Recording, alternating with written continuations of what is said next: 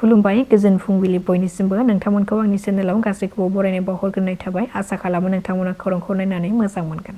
भारत हादोराव थानानैबो हादोरखौ गाग्लोबग्रा एबा हादोरखौ गाग्लोबनायाव मदद खालामग्रा पाकिस्तान आरो बांलादेश हादोरजों सोदै सोमोन्दो लाखिग्रा सा-8 सुबुंखौ हमदों दिल्ली पुलिसा मिथिहोनाय बादिब्ला बिसोर सा-8 सुबुङा बांलादेश आरो पाकिस्ताननि उदखारिफोरजों सोमोन्दो दङमोन। तामिलनाडु आरो सोनाब बंगनिफ्राय दिल्ली पुलिसा बे सा-8 सुबुंखौ हमनो हादों। बे हमजानायफोरखौ फारियै मिजानुर रहमान, मोहम्मद साबात, उमर, मोहम्मद लिटान, मोहम्मद शाहिद आरो मोहम्मद उज्जवल बिसोरखौ तामिलनाडुनि तिरुपुर जिल्लानिफ्राय हमनो हादों आरो गुबुन सानैखौ सोनाब बंगनिफ्राय हमनो हादों। बे सा-8 हमजानायफोरनि मादाव सासेखौ बांलादेशनि थागिरि होननानै पुलिसा सन्देह खालामदों। पुलिसा बिसोरखौ हमनायजों लोगोसे बिसोरनिफ्राय गं-9 मबाइल फन आरो मोन 16 सिम कार्डफोरखौबो बोखांनो हाबावदों। बर' थुनलाइ आफादनि मोनसे गोदान जारिमिन। बे खेबाव सायख'नानै नङा, बिसायख'थि खुंनायनि गेजेरजोंसो बर' थुनलाइ आफादनि बिबानगिरिफोरखौ सायख'नाय जादों। मैया बिसायख'थि खुंनायनि गेजेरजों बर' थुनलाइ आफादनि बिबानगिरिफोरखौ सायख'नाय जाबाय। आफादगिरि हिसाबै बिसायख'थिनि गेजेरजों देरहासारनानै क'क्राझार जिल्लानि गपिनाथ बरगयारी बिथाङा आफादगिरिनि बिबानखौ मोननो हादों आरो लेङाइ आफादगिरिफोरनि गेजेराव कमलाकान्त मोसाहारि, प्रेमानन्द मोसाहारि, नीलिमा बसुमतारी आरो गाहाय नेहाथारि हिसाबै नीलकान्त गयारी, नेहाथारि बिबानाव डक्टर प्रणबज्योति नार्जारी, सहेन्द्रनाथ बसुमतारी, राजेन्द्र बसुमतारी, दिलीप बसुमतारी, सोरजिला औवारी बिथांमोना सायख'जादों। बावैसो सिगां कंग्रेस हान्जाखौ नागारनाय कंग्रेसनि बारग' आफादगिरि भुपेन बरा बिथाङा मैया बिजेपि दोलोआव हाबबाय। मख'नो गोनांदि बिथाङा थांनाय 16 फेब्रुवारियाव कंग्रेस दोलोखौ एंगारदोंमोन।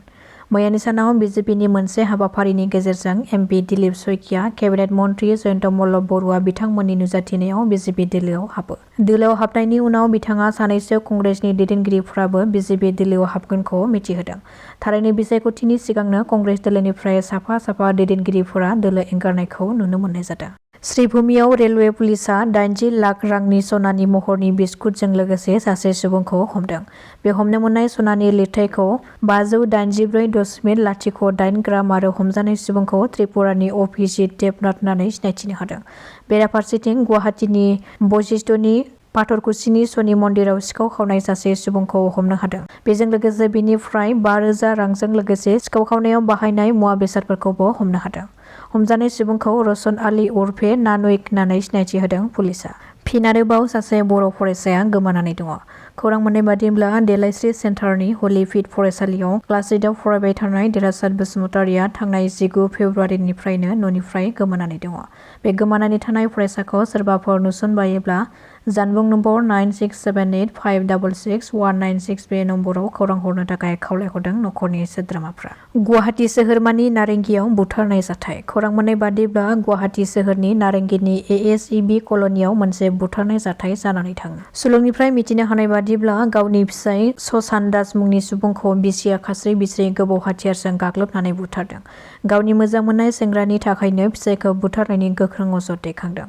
बे बुथारनाय जाथाया सोराङाव फैनायनि उनाव जायगानि सुबुंफोरजों लोगोसे पुलिसा सहैनानै जाथायनि सायाव नायबिजिरनायखौ जागायजेनो। आंनि फारसेनिफ्राय फोरमायनाय जादोंमोन जे जथेस्थ' बैसो जाबाय दुलाराय बर' फरायसा आफादाव गोदान लिडारशिपबो नांगौ। नो डाउट बियो जोंनि थांनाय 58थि जि थान्दै जुथुमा बियो टार्मिनेटिं सेसन नङामोन।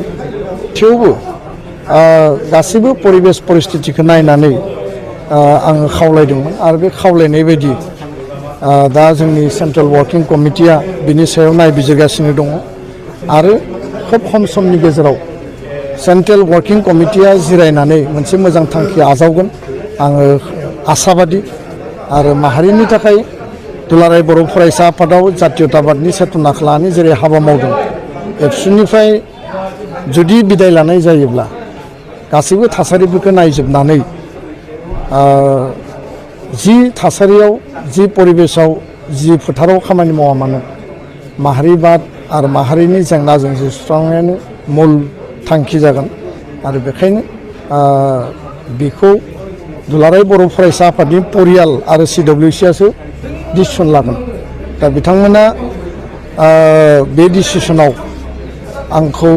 आङो जेरैबायदि आजिरा मोननो लुबैदों रिटायारमेन्ट मोननो लुबैदों बिथांमोना जुदि एलाउ खालायोबा आङो ओंखारलांनो हागोन आरो बिथांमोना जुदि ओंखारनो मोना नोंनि समा जायाखै होननानै जुदि बुङोब्ला आं हारसिङै जेबो डिसिसन लानो हाया खारन जोंनि संबिजित बायदियै जोङो संबिजित आरो जोंनि सेन्ट्रेल वार्किं कमिटियानो हाइस्ट अथरिटि बे अथरिटिनि जि सायाव बयबो फोथायनाय आरो मान मर्यादाया जेब्लाबो थागोन आरो बेखायनो CWCनि डिसिसनानो आल्टिमेट डिसिसन जागोन बिथांमोना मा बुङो बे उननि समाव खम समनि गेजेराव सावरायोब्ला जों बिनि फिथाइखौ मोननो हागोन।